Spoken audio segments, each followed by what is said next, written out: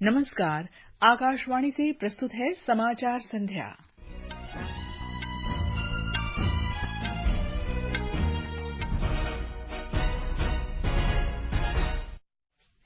संसद में मणिपुर मुद्दे पर गतिरोध जारी।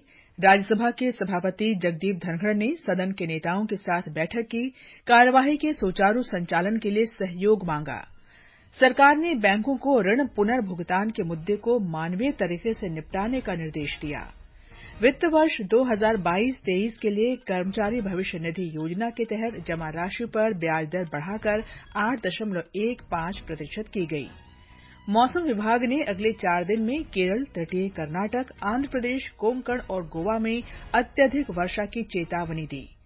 इजरायली संसद ने प्रदर्शन के बीच न्यायपालिका की शक्तियों को सीमित करने वाला विधेयक पारित किया और भारत तथा वेस्टइंडीज के बीच दूसरे क्रिकेट टेस्ट मैच के 5वें दिन का खेल वर्षा के कारण रुका।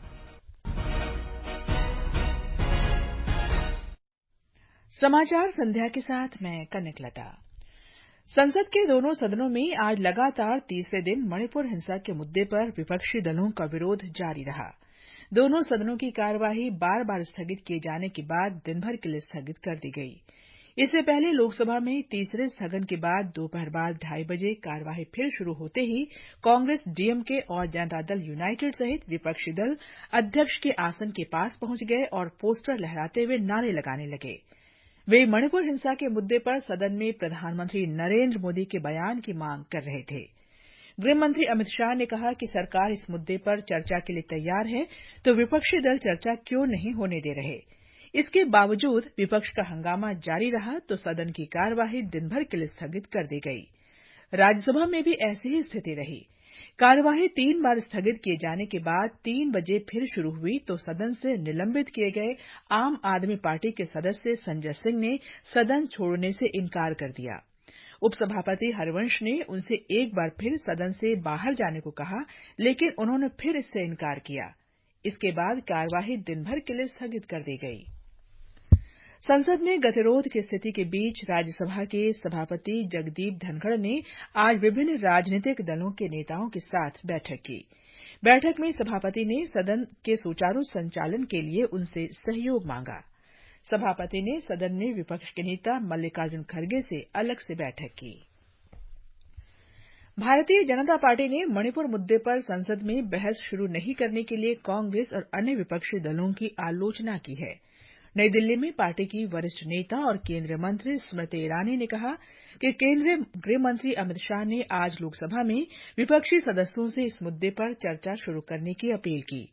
उन्होंने कहा कि गृह मंत्री ने संसद के दोनों सदनों में बार-बार कुछ तथ्य सामने लाने की बात कही है, लेकिन विपक्ष चर्चा से भाग रहा है।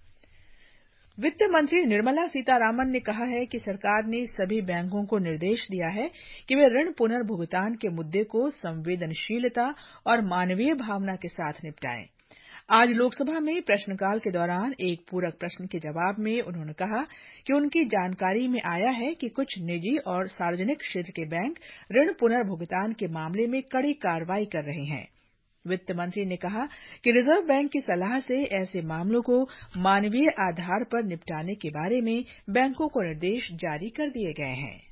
I know I've heard complaints about how very mercilessly the paying back has been followed up by some banks, whether they are public sector banks or private sector banks. The government has made sure through the RBI also to instruct such banks that such harsh steps should not be taken and that they should approach this whole matter with a humanity in mind and sensitivity in mind. That instruction has been given to all the banks, be it private or public. सरकार ने आज बताया कि प्रधानमंत्री आवास योजना शहरी के अंतर्गत अब तक 1 करोड़ 19 लाख घरों को स्वीकृति दी जा चुकी है। राज्यसभा में एक लिखित उत्तर में आवासन और शहरी कार्य राज्य मंत्री कौशल किशोर ने कहा कि स्वीकृत घरों में से लगभग 1 करोड़ 12 लाख घरों का निर्माण शुरू हो चुका है। इनमें से 75,31,000 घर बनकर तैयार हो चुके हैं। ये समाचार हमारी वेबसाइट newsonair.com/hindi और हमारे mobile app news on AIR पर भी उपलब्ध हैं। अपने कैलेंडर में 31 जुलाई 2023 मार्क कर लीजिए।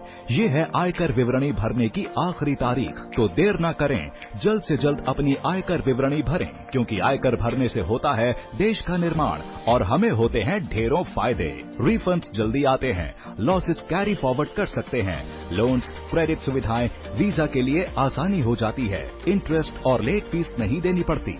साथ ही ये भी ध्यान रखें कि अगर आपकी विदेश में संपत्ति या आय है तो फॉरेन एसेट और फॉरेन सोर्स इनकम शेड्यूल भी जरूर भरें। तो आइए मिलकर अपनी जिम्मेदारी निभाएं। वे व्यक्ति व संस्था जिनके खाते टैक्स ऑडिट के लिए उत्तरदायी नहीं है, अपना इनकम टैक्स रिटर्न अवश्य ई फाइल करें 31 जुलाई 2023 तक। ITR ई फाइलिंग के लिए incometax.gov.in पर जाएं। नहीं यार, अब ये रैगिंग बिल्कुल बर्दाश्त नहीं हो रही है। कंप्लेन तो करनी पड़ेगी। तू पागल हो गई है क्या? सीनियर से पंगा लेगी तो तेरा और बुरा हाल करेंगे। नो यार, हेल्पलाइन नंबर है, I am sure they will help. Helpline number से कभी किसी को हेल्प नहीं मिलती। At least we should try.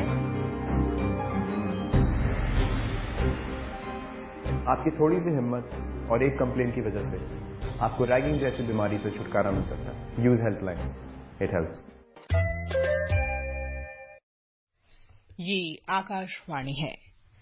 सरकार ने वित्त वर्ष 2022-23 के लिए कर्मचारी भविष्य निधि योजना के तहत जमा राशि पर 8.15% की ब्याज दर को मंजूरी दे दी है। पिछले साल इन खातों पर ब्याज की दर 8.1% थी। सरकार ने कहा है कि इस वर्ष 31 मार्च तक कर्मचारी भविष्य निधि योजना के निष्क्रिय खातों में 4,900 करोड़ रुपए से अधिक धन था। श्रम और रोजगार राज्य मंत्री रामेश्वर तेली ने आज लोकसभा में लिखित उत्तर में कहा कि 15,000 रुपए तक मासिक वेतन पाने वाले प्रतिष्ठान के किसी भी कर्मचारी को वैधानिक रूप से संगठन में शामिल होना और वेतन का 12% योगदान करना आवश्यक है। श्री तेली ने कहा कि नियोक्ता को भी वेतन का 12% योगदान देना होगा। आकाशवाणी का समाचार सेवा प्रभाग लाइव फोन इन कार्यक्रम पब्लिक स्पीक में आज रात 9:30 बजे उपभोक्ता जागरूकता, अधिकार और दायित्व पर विशेष चर्चा प्रसारित करेगा। उपभोक्ता अधिकार और सुरक्षा मुद्दों की विशेषज्ञ पुष्पा गिरिमा जी श्रोताओं के प्रश्नों के उत्तर देंगी। श्रोता टेलीफोन नंबर 011-23717-106 और 011-233-14444 पर संरक्षण उपाय, शिकायत तंत्र सहित उपभोक्ता जागरूकता से संबंधित प्रश्न पूछ सकते हैं। व्हाट्सएप नंबर 9289094044 पर भी सवाल भेजे जा सकते हैं। ये कार्यक्रम FM गोल्ड और अतिरिक्त मीटरों पर प्रसारित होगा। राष्ट्रपति द्रौपदी मुर्मू ने आज नई दिल्ली में एक समारोह में राष्ट्रीय भूविज्ञान पुरस्कार 2022 प्रदान किए। खान मंत्रालय भूविज्ञान के विभिन्न क्षेत्रों में उपलब्धियों और योगदान के लिए व्यक्तियों और टीमों को सम्मानित करने के उद्देश्य से ये पुरस्कार प्रदान करता है। 2 महिलाओं सहित 22 भूवैज्ञानिकों को ये पुरस्कार दिया गया। राष्ट्रपति ने कहा कि भूविज्ञान का क्षेत्र बहुत व्यापक है। इसमें भूस्खलन, भूकंप, बाढ़ और सुनामी जैसी प्राकृतिक आपदाओं का अध्ययन भी शामिल है। उन्होंने कहा कि इन विषयों को पब्लिक गुड जियोसाइंसेज कहा जाता है क्योंकि ये लोगों की सुरक्षा की दृष्टि से बेहद उपयोगी हैं। वर्ष 2047 तक भारत को विकसित राष्ट्र बनाने के प्रयासों में हमारे वैज्ञानिक समुदाय की भी महत्वपूर्ण भूमिका रहेगी। मुझे विश्वास है कि आज पुरस्कार प्राप्त करने वाले सभी वैज्ञानिक देश के विकास में निरंतर योगदान देते रहेंगे। मैं आशा करती हूँ कि इन पुरस्कृत वैज्ञानिकों से प्रेरणा लेकर जियो साइंटिस्ट कम्युनिटी के सभी सदस्य अपने अपने क्षेत्रों में असाधारण योगदान देने के लिए कार्यरत रहेंगे। राष्ट्रपति मुर्मू ने कहा कि खनन भारतीय अर्थव्यवस्था का प्राथमिक क्षेत्र है और आर्थिक विकास में इसका महत्वपूर्ण योगदान है। सरकार द्वारा माइनिंग सेक्टर में अनेक प्रगतिशील बदलाव लाया गया है। इन बदलाव से माइनिंग सेक्टर की क्षमता और उत्पादकता में प्रगति हो रही है। हमारी जियो साइंटिस्ट खनिज पदार्थों के सक्षम उपयोग में योगदान देकर भारत की अर्थव्यवस्था को शक्ति प्रदान कर रही है। लाइफ टाइम अचीवमेंट के लिए राष्ट्रीय भूविज्ञान पुरस्कार डॉ. ओम नारायण भार्गव को प्रदान किया गया, जो पिछले 4 दशकों में हिमालय में अपने कार्यों के लिए जाने जाते हैं। राष्ट्रीय युवा भूवैज्ञानिक पुरस्कार डॉक्टर अमिय कुमार सामल को प्रदान किया गया, जो बनारस हिंदू विश्वविद्यालय में सहायक प्रोफेसर हैं। प्रधानमंत्री नरेंद्र मोदी बुधवार को नई दिल्ली के प्रगति मैदान में अंतर्राष्ट्रीय प्रदर्शनी और सम्मेलन केंद्र परिसर का लोकार्पण करेंगे। इस परियोजना को लगभग 2,700 करोड़ रुपए की लागत से विकसित किया गया है। आकाशवाणी का समाचार सेवा प्रभाग अपने स्पॉटलाइट कार्यक्रम में 164वें आयकर दिवस पर राष्ट्र निर्माण में करदाताओं के योगदान पर वित्त मंत्रालय में संयुक्त सचिव कमलेश वार्ष्णेय के साथ एक विशेष भेंटवार्ता प्रसारित करेगा। पूरा साक्षात्कार आज रात 9:15 बजे से FM गोल्ड चैनल और अतिरिक्त मीटरों पर सुना जा सकता है। ये समाचार आकाशवाणी से प्रसारित किए जा रहे हैं। ताजा समाचार जानने के लिए आप हमारे Twitter handle @AIR News Hindi को फॉलो कर सकते हैं। दीदी, आप गर्भ निरोधक गोलियां लेती हैं? हाँ, क्यों? गांव में बुआ जी कहती थी कि सर टकराने से सर पे सींग निकल आते हैं, या फिर फल का बीज खा लिया तो पेट में पेड़ उगेगा। और ये भी कहती होगी कि गर्भवती औरतों को नदी नहीं पार करनी चाहिए। यूं ही रह मत मानो, गोली की सच्चाई को जानो। नए जमाने की गर्भ निरोधक गोलियां हैं आसान, असरदार और भरोसेमंद। करोड़ों महिलाओं को गोली में विश्वास।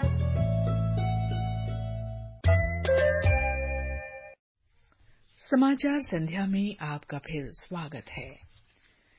इजरायली संसद ने विपक्ष के कड़े विरोध के बावजूद उस विधेयक को मंजूरी दे दी है जिससे न्यायपालिका में आमूलचूल परिवर्तन होगा और उसके अधिकार सीमित हो जाएंगे। विपक्ष के बहिष्कार के बाद ये विधेयक 64-0 से पारित किया गया। स्थानीय मीडिया ने बताया कि ये कानून बनने से सुप्रीम कोर्ट का वो अधिकार समाप्त हो जाएगा जिसके अंतर्गत वो सरकार की उन कार्रवाइयों को खारिज कर सकता है जिन्हें वो अनुचित मानता है। मौसम विभाग ने केरल और तटीय कर्नाटक में आज अत्यधिक तेज वर्षा का रेड अलर्ट जारी किया है। आंध्र प्रदेश, कोंकण और गोवा में अगले 3 से 4 दिन तक बहुत अधिक तेज वर्षा का ऑरेंज अलर्ट जारी किया गया है। मौसम विभाग ने कल तक के लिए पश्चिम तटीय इलाकों में मूसलाधार वर्षा की संभावना व्यक्त की है। विभाग ने अरुणाचल प्रदेश, असम और मेघालय में भी अगले 5 दिन घनघोर वर्षा का अनुमान व्यक्त किया है। भारत और वेस्टइंडीज के बीच खेला जा रहा दूसरा टेस्ट मैच बारिश के कारण रुका हुआ है। भारत ने पहले पारी में 438 रन और दूसरी पारी में 181 रन बनाकर पारी घोषित की। वेस्टइंडीज की टीम दूसरी पारी में 2 विकेट पर 76 रन बना चुकी है। इस सीरीज का पहला मैच भारत ने जीता था। और अब आर्थिक जगत की खबरों के साथ हैं विभूति मिश्र। सेंसेक्स 299 अंकों की गिरावट के साथ 66,385 पर बंद हुआ, जबकि नेशनल स्टॉक एक्सचेंज का निफ्टी भी 79 अंकों की गिरावट के साथ 19,666 पर बंद हुआ। विदेशी मुद्रा बाजार में रुपया आज अमेरिकी डॉलर के मुकाबले 13 पैसे मजबूत होकर 81 रुपये और 82 पैसे पर बंद हुआ और दिन के कारोबार में ब्रेंट कच्चा तेल $81 और 45 सेंट प्रति बैरल पर कारोबार कर रहा था। इंग्लैंड और ऑस्ट्रेलिया के बीच ओल्ड ट्रैफर्ड में खेला गया एशेज सीरीज का चौथा टेस्ट मैच ड्रॉ पर खत्म हुआ। 5वें और आखिरी दिन बारिश की वजह से एक भी गेंद नहीं फेंकी जा सकी। अंपायर्स ने टेस्ट को ड्रॉ घोषित कर दिया। इस तरह ऑस्ट्रेलिया की टीम सीरीज में 2-1 से आगे है। अंत में मुख्य समाचार एक बार फिर। संसद में मणिपुर मुद्दे पर गतिरोध जारी। राज्यसभा के सभापति जगदीप धनखड़ ने सदन के नेताओं के साथ बैठक की। कार्यवाही के सुचारू संचालन के लिए सहयोग मांगा। सरकार ने बैंकों को ऋण पुनर्भुगतान के मुद्दे को मानवीय तरीके से निपटाने का निर्देश दिया। वित्त वर्ष 2022-23 के लिए कर्मचारी भविष्य निधि योजना के तहत जमा राशि पर ब्याज दर बढ़ाकर 8.15% की गई। मौसम विभाग ने अगले 4 दिन में केरल, तटीय कर्नाटक, आंध्र प्रदेश, कोंकण और गोवा में अत्यधिक वर्षा की चेतावनी दी। इजरायली संसद ने प्रदर्शन के बीच न्यायपालिका की शक्तियों को सीमित करने वाला विधेयक पारित किया। इसके साथ ही समाचार संध्या का ये अंक समाप्त हुआ। नमस्कार।